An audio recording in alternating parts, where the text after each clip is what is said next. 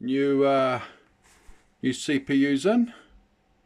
i7-2600 running at 3.4 3400 megahertz, and now it's picked up all the extra stuff here, which I didn't think I had before. New CPU installed, please enter setup to configure your system. F1 to run setup. F1. Wonder why we got into the other BIOSy type thing.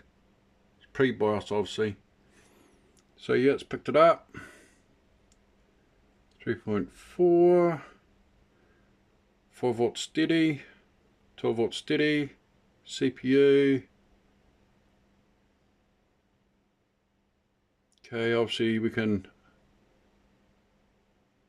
step it down a bit. It's about the same. 3.3 is good. Time now is correct. 34:28. Oh, looks good.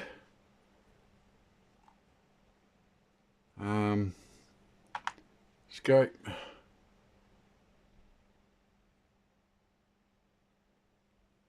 Save changes and exit. Right, we'll be back once it's loaded and we'll see if it goes alright.